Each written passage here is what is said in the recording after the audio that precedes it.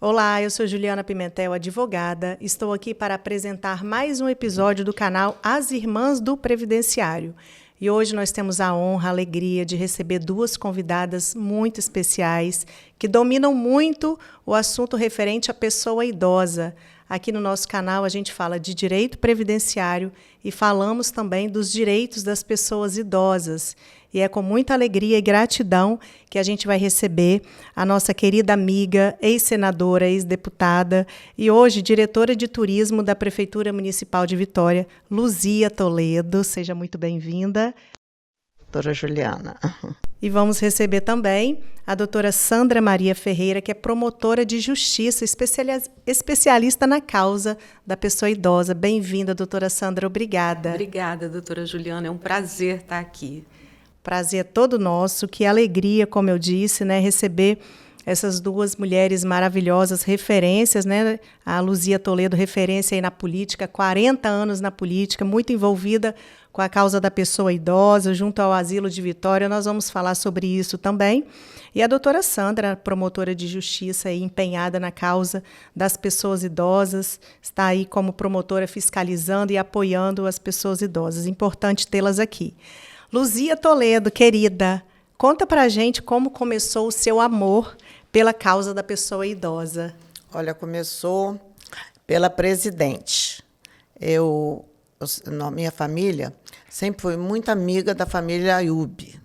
Então, a gente tinha uma ligação muito grande com Dona Juraci Ayub, que era presidente do asilo. E era uma presidente, assim, extraordinária, era uma pessoa, assim, santa.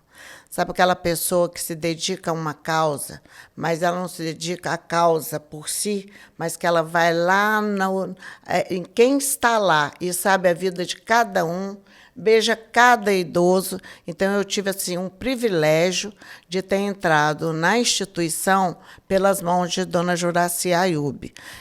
E quando foi isso? É melhor não falar o tempo, mas... Eu já ia te perguntar, quando?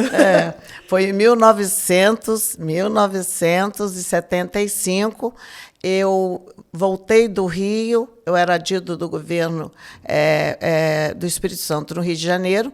Já voltei e eu tanto fui para a Companhia Docas do Espírito Santo, porque eu fazia essa defesa no Rio de Janeiro, era no Rio de Janeiro, e aí eu não perdi nenhuma causa. Então, quando eu cheguei aqui, o doutor Jacó, que era o superintendente, me convidou para continuar com eles na Companhia Docas do Espírito Santo. E aí, no mesmo ano, no mesmo mês, Dona Juraci me chamou para ser vice-presidente dela. E aí comecei meu trabalho, estou lá até hoje, só vou parar quando eu subi.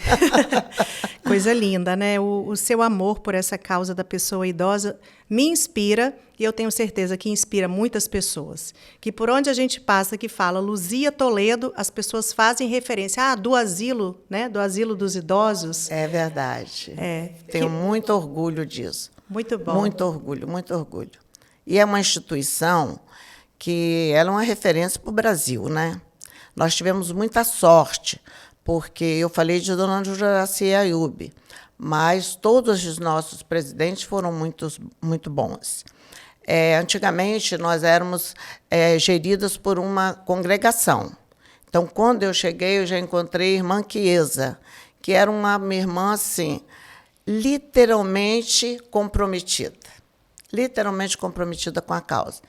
E depois vieram outros, veio doutor Jacó, quando Dona Juraci partiu, o doutor Jacó ficou um pouco, e depois João Ângelo Batista, é uma figura assim, que fez uma doação do tempo dele para o Asilo dos Idosos de Vitória. Então, eu tenho o maior respeito, o maior orgulho de ter estado com essas pessoas. E agora, a nossa instituição, acho que, com certeza, a doutora Sandra vai compartilhar comigo.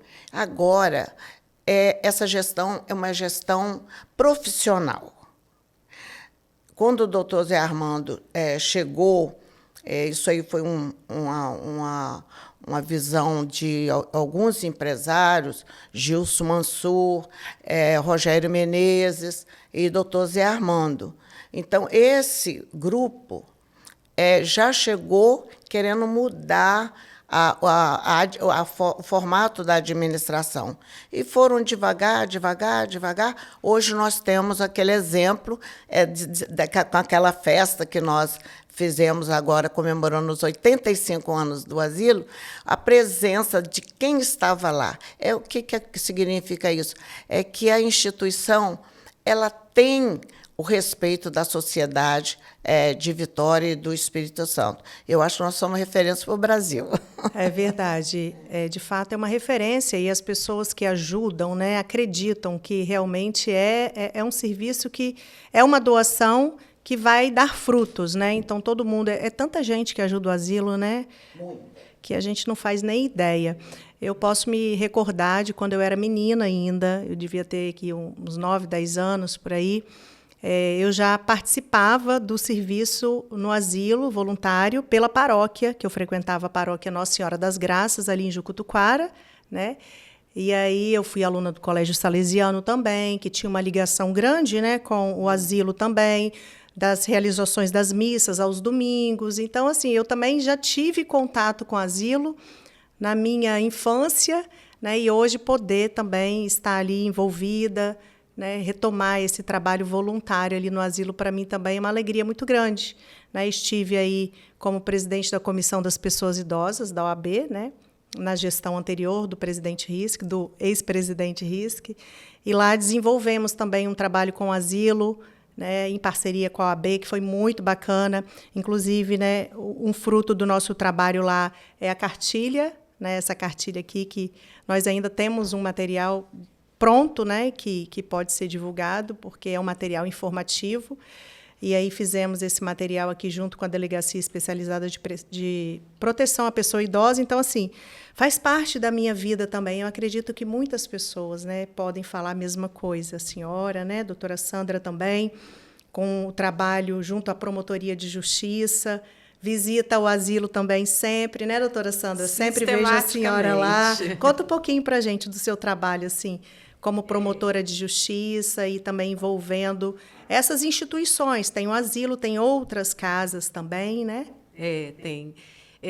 Na verdade, assim, em 98, o Ministério Público fez uma roupagem nova de criação de promotorias para trabalhar com as questões de extrajudicial.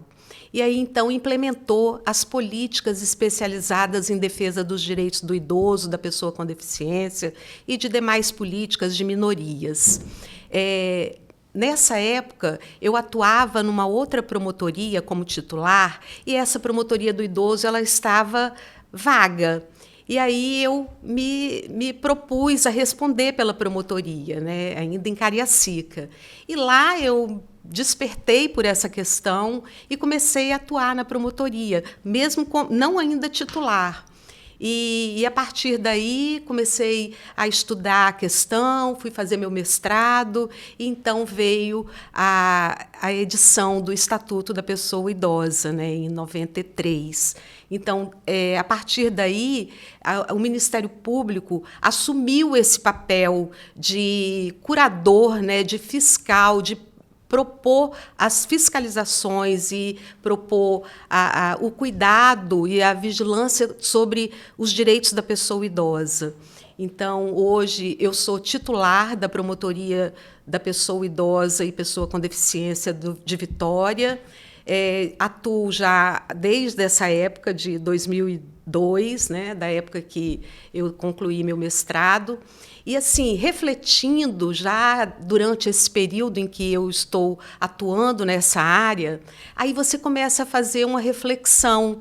E aí me veio que já nos idos da minha pré-adolescência eu fui bandeirante. e nessa condição eu fazia visitas a essas instituições, né? Os antigos asilos, né? Que hoje são as instituições de longa permanência para idosos. E dentro dessa seara, dessas visitas como bandeirante, eu me deparei diversas vezes com essa questão dos idosos acolhidos e abrigados em instituições, e isso me despertou realmente esse interesse e esse cuidado sobre essa política, né, que é tão importante e do nosso país, em que a população idosa cresce vertiginosamente todos os dias, e é preciso que a gente tenha muitos bate-papo como esse para que a sociedade desperte para isso, né? Para que a nossa política possa acompanhar a evolução desse envelhecimento da sociedade. Então, eu acho absolutamente pertinente a gente discutir esse tema, exatamente nesse mês que é tão importante, né, que a gente trata da conscientização do combate à violência contra a pessoa idosa. Então, eu acho que assim, é um ponto extremamente relevante a gente estar discutindo isso aqui na presença da nossa querida Luzia, que tem um trabalho belíssimo nessa causa, e que as irmãs do Previdenciário consiga e leve essa informação, porque a sociedade é carente de informação também, né?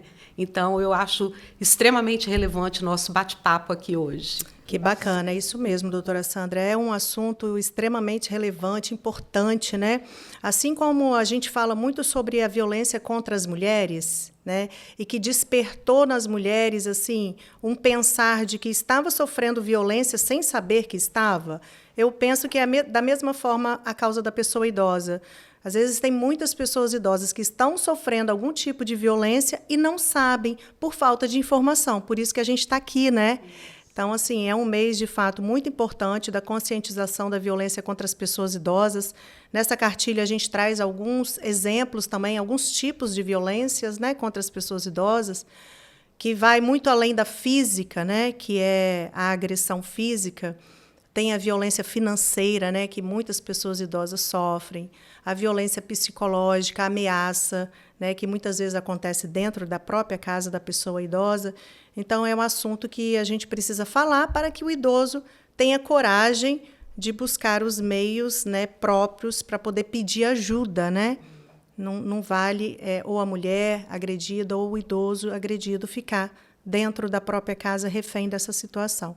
Como a senhora disse, esse mês de junho é o mês marcado do dia, né, 15, que foi o Dia Mundial da Conscientização da Violência contra as Pessoas Idosas. E eu queria saber da senhora, doutora Sandra, quais são os principais desafios, né, enfrentados pelo Ministério Público, que eu acredito que são muitos os desafios, né, nessa defesa dos direitos das pessoas idosas, principalmente essas pessoas idosas que sofrem violência, né? Tem a negligência familiar também, aquele idoso que vive sozinho, né? Há pouco recebemos um telefonema impressionante. O idoso falando, né? Eu moro sozinho, né? Não tenho assistência de ninguém da família. Acredito que sejam muitos, né, doutora Sandra? Os desafios que a senhora enfrenta, o Ministério Público enfrenta, devem ser gigantes. Né? Na verdade, assim, eu acho importante falar da questão do etarismo, né? Que é um preconceito que a sociedade vive, de preconceito contra a pessoa idosa, e entender que a pessoa idosa ela não está mais na produtividade. Então, num país absolutamente capitalista, a pessoa idosa ela passa a ter o preconceito, né? A pessoa idosa ela não produz, ela não está mais naquela esfera da produtividade. Então, esse preconceito ele vem assim. Ele ressalta aos olhos de uma forma muito contundente. E dentro desse preconceito, e aí vem as violências, né? Então, nesse mundo capitalista, o idoso ele tem aquele idoso que é provedor do lar, né, através dos seus benefícios, da sua aposentadoria. Então, ele sofre a violência financeira pela própria família, tem as violências de cunho emocional, psicológico, dentro do lar. Então, todas essas violências, elas aportam até o Ministério Público, né, através de denúncias, e aí, então, a gente se vê, né, deparado com essas questões, e aí a gente vê por trás o pano de fundo, que são as vulnerabilidades da família, as carências, né? Então, a família que está em vulnerabilidade social, então esse idoso ele acaba tendo essa violência financeira, violência psicológica. Então, assim, é um grande cenário que a gente se depara numa sociedade que ainda não reconhece o seu idoso com o seu devido valor. Né? Que no Oriente a pessoa idosa ela é valorizada, né? Todas as pessoas da família, quando vão tomar uma decisão, elas consultam a pessoa idosa, porque sabe que ali tem a sabedoria, tem a experiência. Mas no nosso mundo hoje capitalista, essas questões elas ficam, né? Hoje é o tempo, é a velocidade. Então, assim, isso gera uma série de violências, né, contra a pessoa idosa. Então, a gente se depara com isso. E aí nós temos os idosos que estão morando sozinhos, que hoje é uma grande parcela dos idosos, porque a nossa sociedade envelheceu. Né? Os avanços tecnológicos da medicina, na saúde. Então, os idosos estão vivendo mais. E graças a Deus, e é isso que a gente buscou o tempo inteiro. Mas a gente precisa, as políticas públicas precisam acompanhar essa evolução para que essa longevidade não seja para punir o idoso que viveu muito, né? Porque se ele não tem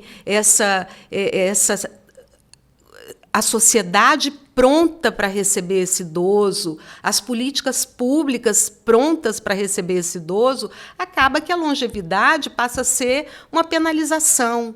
Então, é nesse condão que o Ministério Público trabalha para que, através das violências que chegam até a promotoria, sempre ressalta a inexistência de uma política pública, né? Mesmo a violência individual, a gente detecta uma ausência do poder público, do Estado. Então, a gente precisa trabalhar essas políticas para que a gente consiga, de uma maneira, fazer com que o seu idoso tenha qualidade de vida, porque envelhecer com qualidade de vida é o que todos nós queremos. E esse é o papel do Ministério Público primordialmente, né? É que a sociedade possa reconhecer o valor de seu idoso e que ele possa envelhecer com qualidade de vida e estar sempre passando para as futuras gerações o seu conhecimento, a sua sabedoria, tudo aquilo que a gente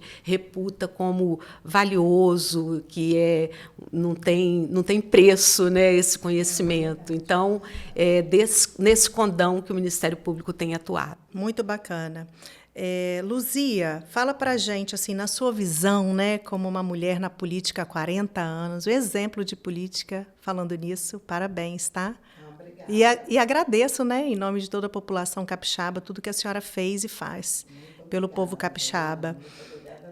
Na sua visão, né, quais políticas públicas ainda precisam ser implementadas para que as pessoas idosas possam envelhecer com dignidade, né, como a doutora Sandra falou, um envelhecimento digno, né, e protegido aqui no nosso Brasil? Olha, o que nós mais... Eu vou até fazer assim, um debate com a doutora Sandra. Sim. Eu venho acompanhando essa situação dos nossos idosos. Vou falar primeiro da violência. Eu acho que a violência contra os idosos ela tem várias etapas. A primeira violência é dentro da sua própria casa.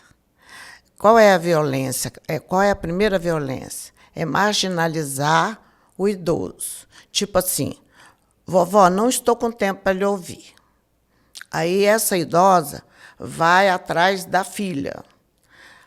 Eu queria te falar uma coisa, assim, não estou pronta para lhe ouvir agora. Estou fazendo a janta, estou fazendo o almoço. Quando ela chega no genro, o genro nem ouve, nem toma conhecimento. Então, essa violência, ela se torna tão ampla, né? Porque ela percebe claramente que ela é uma pessoa não grata naquela casa. É uma invisível. Né? Ela é um invisível. Então, eu vejo muito isso. Lá no asilo, por exemplo, não sei se a doutora Sandra já detectou isso, mas os nossos idosos que estão tendo assim, um momento extraordinário no asilo, de olhar, dele ser importante, todo mundo saber o nome dele, que a coisa mais importante é você chamar uma pessoa pelo nome. E quando você chega no asilo, que você chama uma pessoa pelo nome, por exemplo, a nossa Josélia, né? Olha, ela... Josélia. Jocélia. Né, dona Jocélia? Josélia. Seu Sebastião. Não, Sebastião é o concurso, é o embaixador. Ícones. Sebastião é o ícone, né? Mas por que eles são ícones? Eles são ícones porque eles estão tendo visibilidade. Quando a doutora Sandra chega lá e vai lá perto da Jocélia, fala, ei, como é que vai? A senhora está boa? Como é que está indo aí? Aí ela começa a falar que ela faz tricô, que ela quer fazer um gorro, que a gente é só levar a linha, porque ela faz o gorro, enfim. Então, essa é o mais difícil que eu acho. Agora, como você acabou de colocar, com as políticas públicas, eu não acho que as políticas públicas elas estão sendo devedoras, não. Eu acho que as políticas públicas elas estão aí. Quem não está tendo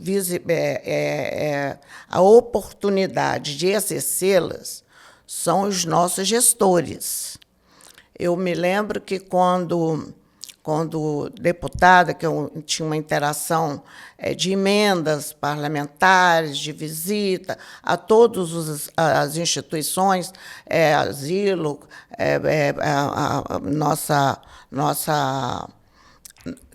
todas as instituições, principalmente a nossa contra o câncer, né? A FEC. Eu era assim, um dia sim, outro não, na FEC, porque eu sabia que era um trabalho extraordinário, e assim são as outras também. O Espírito Santo está super bem nessa parte. Isso não é comum nos outros estados brasileiros, não. No estado do Espírito Santo, a gente conseguiu despertar na sociedade esse amor, essa preocupação com o que está acontecendo com o outro.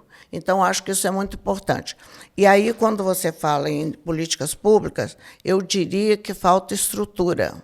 Porque, por exemplo, você vai no município aí, seja lá o que for, grande, pequeno, médio, de um modo geral, os nossos gestores não colocam nem um carro para transportar os nossos idosos, que é uma coisa extremamente importante, extremamente importante. Eles têm que trocar informações, eles têm que participar de baile. Baile na cidade dele, todo mundo já se conhece. Aí, quando você tira e leva, por exemplo, para Itarana, vou falar Itarana porque é o município que mais faz festa para o idoso, é Itarana. Aí vão todos os idosos, né, do estado inteiro. E aí nós precisamos muito da interação dos nossos gestores municipais. A outra coisa que a gente precisa muito é fazer com que os nossos idosos não sintam tanta falta da sua família. Porque a família, quando coloca um idoso numa instituição, no geral, ela não visita para não ter a possibilidade de ter o seu idoso devolvido. Entendeu? Então, isso é uma constatação no nosso asilo, que está passando por uma fase agora você está lá, tem ajudado muito, tem participado de tudo. Doutora, na verdade, o Ministério Público, eu ia dizer do Ministério Público. O Ministério Público tem dado uma contribuição nossa senhora, valiosíssima, porque uma coisa é Luzia Toledo chegar lá e chegar com a questão. Outra coisa é a gente estar junto com o Ministério Público. Aí a doutora Sandra chega com esse jeitinho dela, que é extraordinário, é um presente de Deus, né? Com esse jeitinho, e aí ela leva a informação. Então, isso é uma riqueza muito grande. Eu tenho observado que muitos gestores têm se preocupado com a causa da pessoa idosa, né? Nós temos, por exemplo, o nosso vereador Leonardo Monjardim também, né? Está voltado para a causa. O prefeito Lorenzo Pasolini também, né, deputada? Olha, o nosso Leonardo, na verdade, ele ficou com essa pauta que era minha. Agora é o embaixador, A senhora passou meu para vereador. Então, ele está fazendo um trabalho muito pertinente à campanha que ele fez. Exato. Ele está continuando, então isso é muito importante. E a gente está sempre cobrando dele isso, né? Eu também estou sempre levando algum projeto também para ele. Falei também sobre a questão do etarismo. Porque a gente precisa cobrar, né, dos nossos políticos, de fato, a execução. É verdade. Mas você falou no prefeito Pasolini. O prefeito Pasolini, para mim, é uma surpresa maravilhosa na política, porque ele consegue ter tempo para as entregas, que não são poucas em Vitória. Nós estamos com uma cidade, uma capital, que nós estamos em primeiro lugar na saúde do Brasil.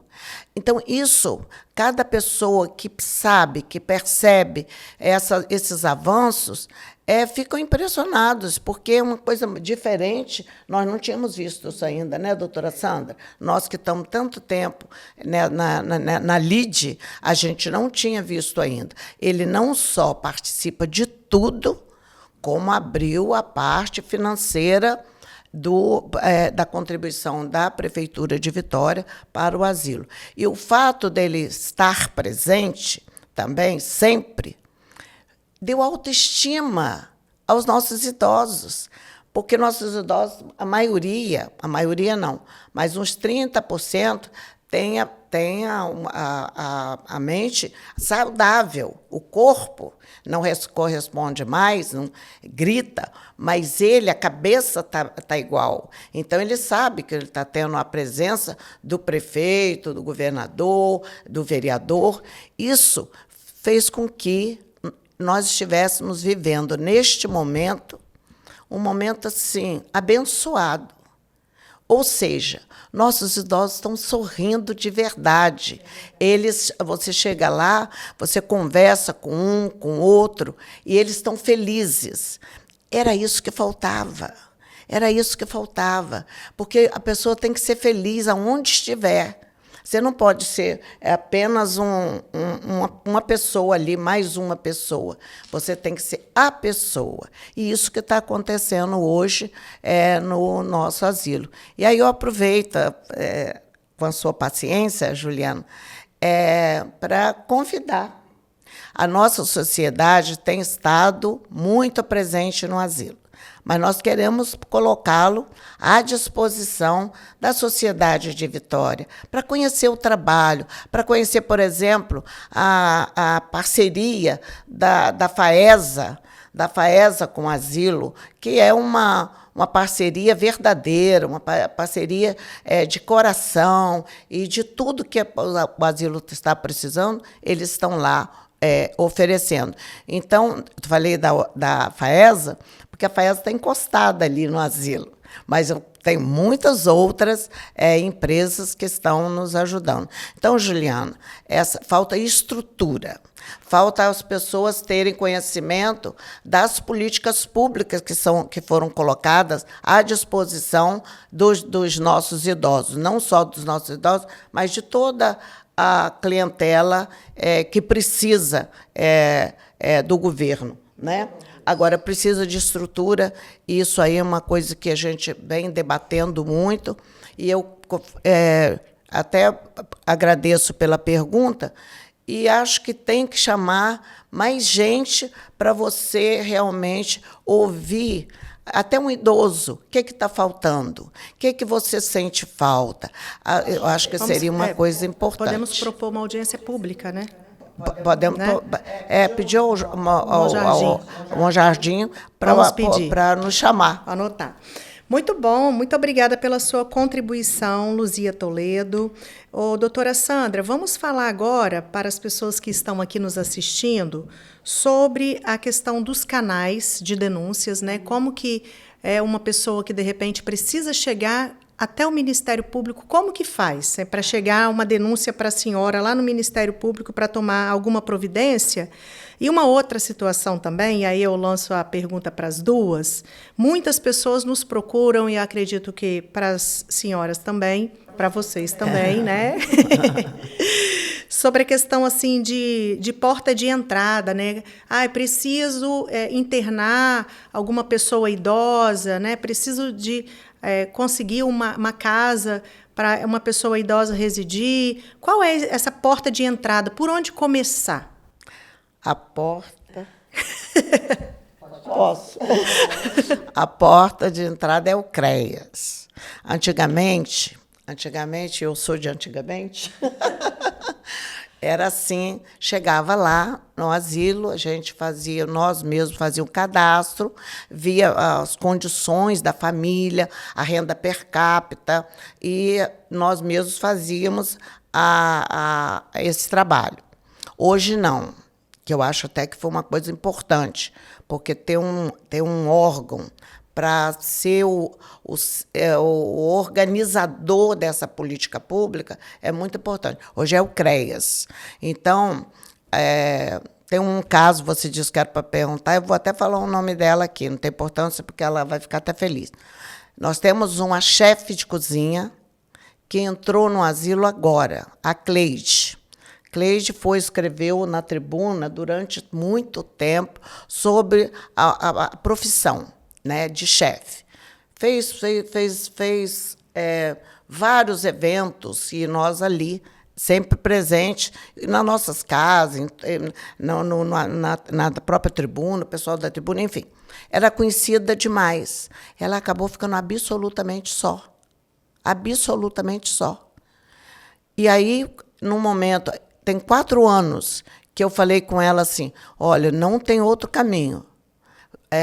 Você tem que ir lá no CREAS para você fazer o cadastro, para você entrar na fila. Porque, infelizmente, a gente só pode colocar uma pessoa no asilo quando morre outra. Olha que coisa louca. É uma coisa louca. É muito difícil mesmo. Então, o governo organizou essa parte, é uma parte da política pública hoje que atende o idoso, é exatamente o CREAS. É lá que a pessoa tem que ir, e de preferência, uma pessoa da família para contar essa história. Você acabou de ver um senhor nos ligar agora, pedindo, e eu dei o mesmo caminho. Tem que procurar o CREAS, vai lá, faz o cadastro, vê quem é da sua família que está vivo, que pode ratificar o que você está informando e tal. Então, hoje é o CREAS, e é muito boa a sua pergunta. Eu passei na frente,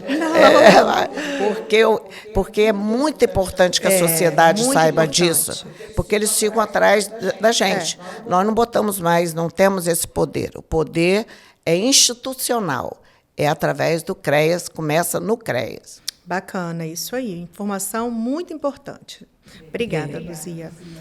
Doutora Sandra. Pois em cima da fala da querida, nossa eterna senadora, Luzia Toledo, quando ela fala da fila, e é exatamente nesse sentido que a gente pensa nas políticas, que a sociedade já evoluiu muito com relação à questão do idoso, as entidades, as instituições, o poder público, mas a sociedade ela avança de uma forma que o poder público precisa acompanhar. Então, dentro dessa assertiva que a gente pensa que precisamos de mais mais políticas.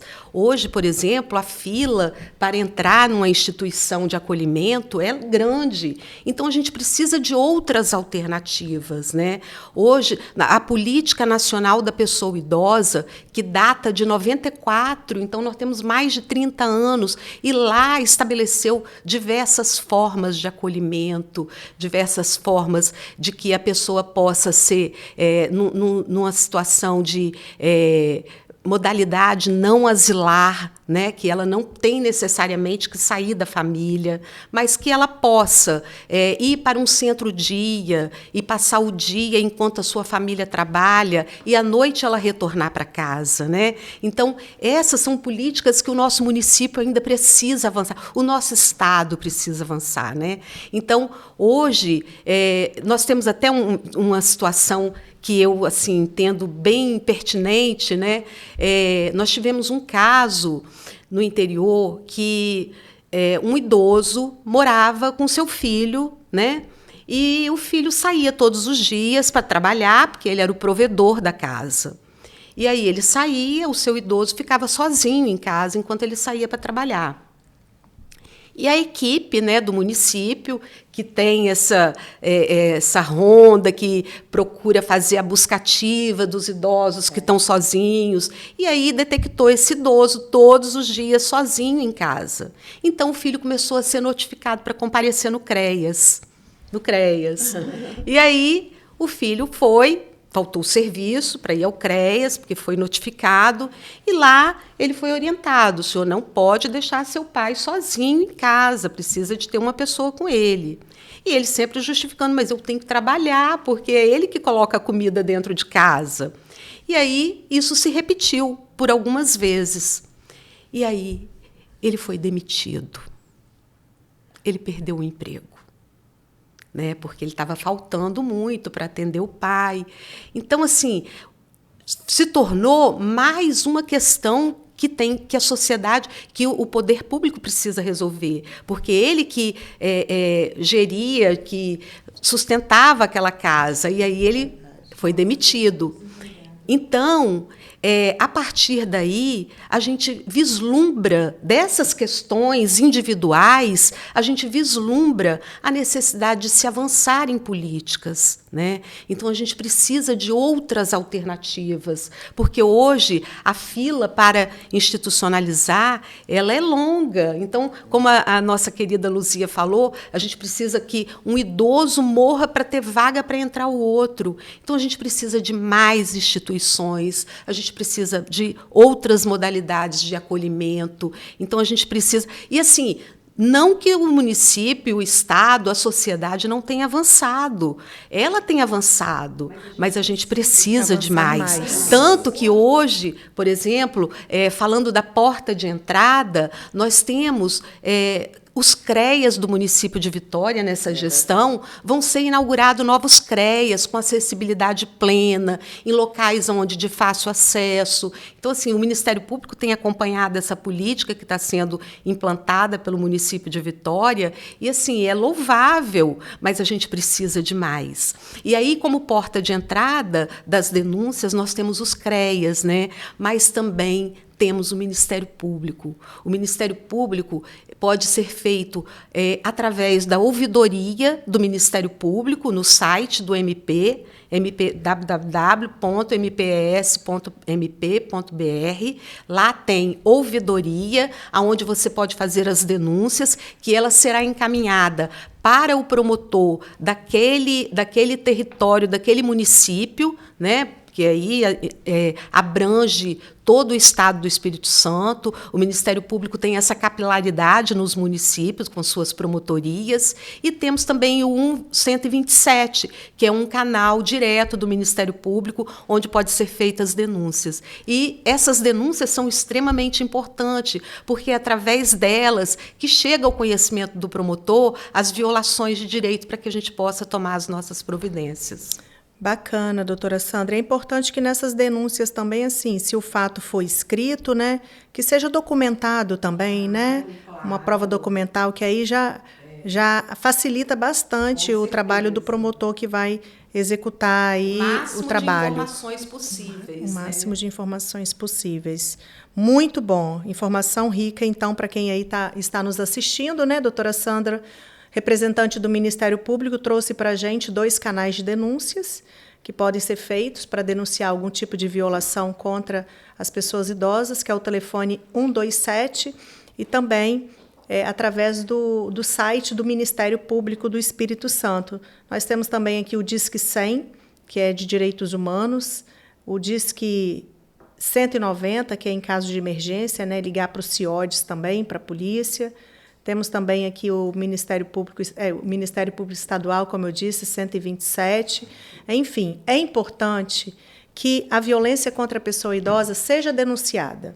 Então, não se cale, denuncie. Porque enquanto a gente ficar em silêncio, guardando essa informação só para a gente, ou só para algum vizinho ou outro, e não tomar uma atitude, nada poderá ser feito em favor da pessoa idosa. Então, a violência contra a pessoa idosa é crime e precisa ser denunciada. Denuncie, não tenha medo, denuncie. Perfeito. Verdade? Perfeito. É isso, vamos então aqui finalizando o nosso bate-papo aqui no nosso canal As Irmãs do Previdenciário, agradecendo muito a nossa querida e eterna deputada Luzia Toledo, né? Não tem como olhar para a Luzia e não olhar para a deputada Luzia Toledo, né, doutora Sandra? Que já se dedicou e dedica, né, essa causa há tanto tempo, com muito afinco. Merece todas as homenagens e honras, né? E eu digo que eu sou a favor da gente fazer as homenagens em vida, claro, né? Que bom que a gente está tendo essa oportunidade. Flores em vida, né? Então, mais uma vez, agradecer por tudo que a senhora faz pelas pessoas idosas, a doutora Sandra também, né? Que Deus possa abençoar o trabalho de vocês, que a gente possa, aí nós, operadoras do direito, eu também na minha advocacia, né? Ouvindo as nossas pessoas idosas também, levando para eles aí os benefícios, né, que tem a aposentadoria, tem o BPC também, que é o benefício de prestação continuada para a pessoa idosa, e também dando alguns encaminhamentos, né? Às vezes a gente também, ali num atendimento com uma pessoa idosa na nossa advocacia, a gente também escuta alguns relatos que a gente precisa dar encaminhamentos. Então, doutora Sandra, sucesso lá na Promotoria de Justiça, agradeço mais uma vez, e dizer que o nosso canal está à disposição, caso queiram voltar com outra pauta ou com a mesma pauta. A gente está aqui à disposição para falar sobre isso. E, se quiserem deixar algum recado para as pessoas que estão nos assistindo, podem ficar à vontade. Bom, eu naturalmente que eu quero agradecer, em primeiro lugar, a você, Juliana. Agradecer por você ter criado essa interação com a sociedade. Eu tenho certeza que quem nos acompanhou nessa entrevista, nesse bate-papo, tenho certeza que tocou no coração das pessoas. Porque as pessoas elas não sabem, elas não se permitem a entrar nessa política pública. Não é que elas não queiram, não. É que a velocidade hoje é tão grande que você, se não tiver um foco, você não faz. Né, doutora? Se você não tiver um foco, você não faz.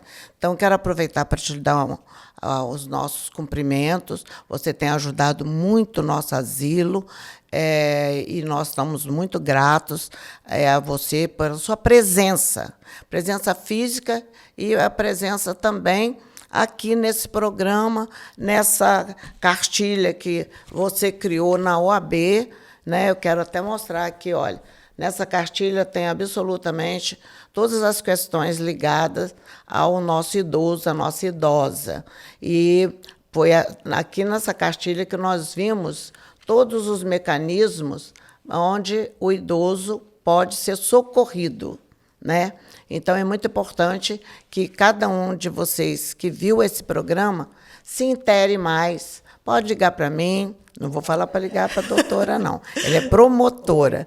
Então, eu sou político, todo mundo liga para mim. Mas pode ir lá no Ministério Público, procurá-la, que ela vai dar informação. Então, eu quero, mais uma vez, parabenizar você, sua irmã, né, que formaram as Irmãs do Previdenciário. Isso é muito importante. E me colocar à disposição. Estou sempre à disposição para conversar, para fazer um trabalho. Posso fazer um convite aqui? Claro. Pois é, então, vou fazer um convite. Olha, dia 27, a partir das 17h30, nós estaremos lá na Loja Vazia, recebendo não só as doações, mas recebendo vocês. Vão lá, participem dessa loja vazia, lá no asilo, que a gente já tem tantas outras lojas e tantas pessoas que têm feito esse trabalho. É um trabalho voluntário, um trabalho de amor, um trabalho de bem-querer.